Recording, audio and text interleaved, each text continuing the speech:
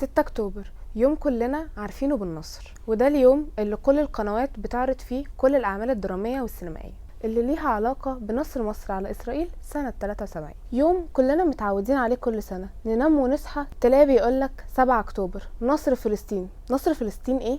بيقولك بقى إن حماس نفذت عملية سموها طوفان الأقصى، اللي أثروا فيها أكتر من 250 إسرائيلي وقتلوا المئات. بس في وسط الأحداث دي كلها كان السؤال هنا، إيه هيكون رد الفعل؟ وبالفعل حصل رد فعل أكبر من توقعاتنا كلنا. أعلنت إسرائيل في بيان حربها على غزة، وحصل اللي كلنا خايفين منه، والرد للأسف كان قوي قوي، غلب توقعاتنا كلنا. في أقل من شهرين من الحرب إسرائيل أبادت حوالي 14,000 من سكان غزة، من ضمنهم 5,000 طفل.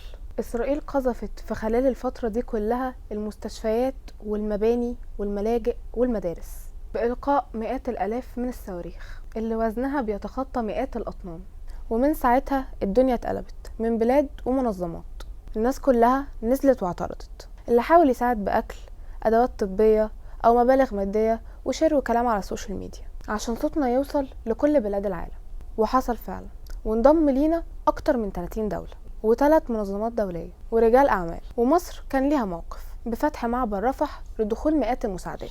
لكن إسرائيل مش مكتفية من تفجيرات وإبادات وقصف، وفي النهاية الكابوس لسه مستمر، بس هيجي يوم وهنصحى منه على تحريرها. كفاية إننا عارفين الحقيقة والتاريخ، وكل اللي بيحصل ده مذكور. فلسطين حرة وهتفضل دايما حرة.